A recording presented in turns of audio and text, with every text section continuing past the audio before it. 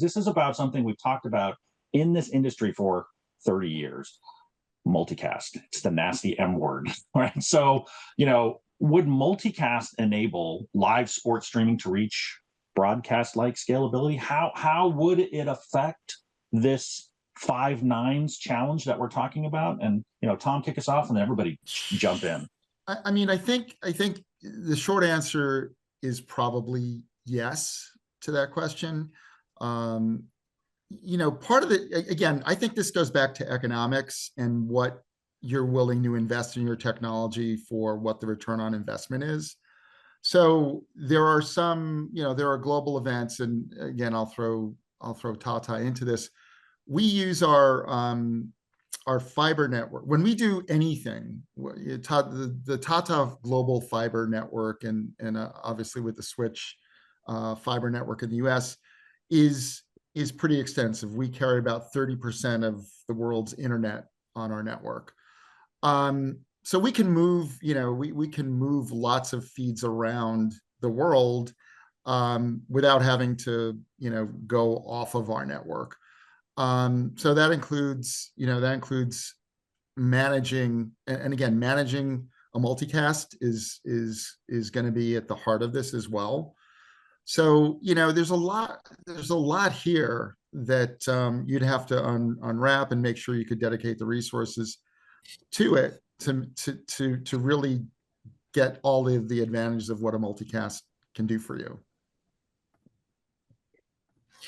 So yeah, everyone thinks multicast's a magic panacea because you see it work for television and you think, well, surely that will work for the web, right? That's how you deliver the same content to everyone at the same time. But it's different for television, right? You have an assured quality of service, which is your broadcast in the air signal. So you're not having to adapt anything. And every receiver in the United States is ATSC1 or ATSC3 compliant. So you have one device type essentially that you're serving to. So yes, it works for that, but multicast is a terrible solution for everything that's not a live sporting event, which is all the movies we like to watch, different movies on a Tuesday. So ideally, yes, a multicast-like solution would be key during a peak event, but then it's not optimal at any other time. So do you build 2 networks, right? And you only use one for 4 hours during a live event and the other one? Mostly the economics suggest that you should build one network that can try to do both. At Akamai, we've had multicast product now for 8 years. I don't think most people even know it exists. Come and buy it from us. We would love you to.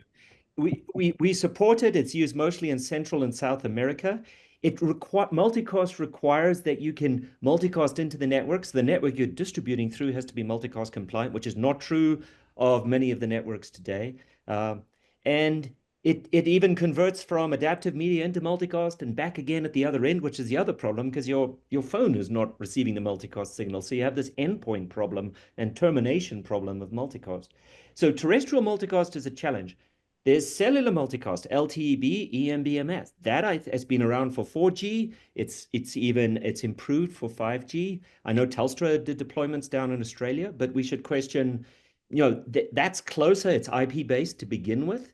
And even that is not used at scale for live events today. There's not a lot of deployments. That's closer. ATSC3 offers file delivery. There's another opportunity there. I know they're trying to develop a consortium to make it easy to sideband deliver files for large sporting events. So there are efforts with multicast. And if you look at Mock and you squint your eyes and you turn the cache down to 0, it has characteristics of a multicast network too, if you design it like that. So we have multicast opportunities, but they don't deliver the immediate benefits that I think many people do and that they associate historically with television. Well, and I'm going to put a security hat on this and ask you if you can secure a multicast stream. And the answer is not really to the extent that, live sporting events would be like, sure, let's be around this. You can't, but let's stream it anyway. With all the cost of all the sports rights for all the live events, and think about how much a Super Bowl commercial is. If we had to deliver it in an unsecure fashion that's easily piratable, I don't know if we could actually run it as a business overall, regardless of what the technology can do or not. Would the business side allow it to even happen? So two things come to mind here. One, when we compare like traditional broadcast or anything over the air,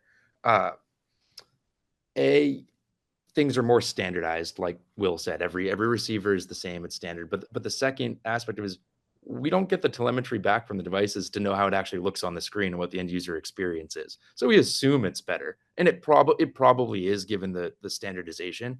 But in the streaming world, we can see every rebuffer session, right? So we're holding ourselves to a higher standard in that regard.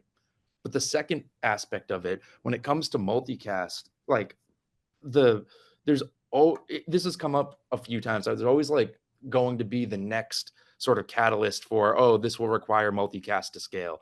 Maybe it's the Super Bowl or the Jake Paul fight.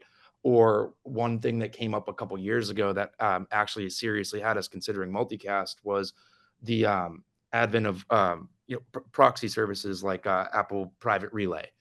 We thought that these would really degrade the quality of the streams, and the reality of it is they didn't. At the scale at which we were growing, it just hasn't been necessary to kind of really take that brute force approach to changing the streaming workflow from a unicast solution to multicast. I think media over quick makes a lot more sense personally, but yeah, I haven't seen the need for it yet in any of our applications.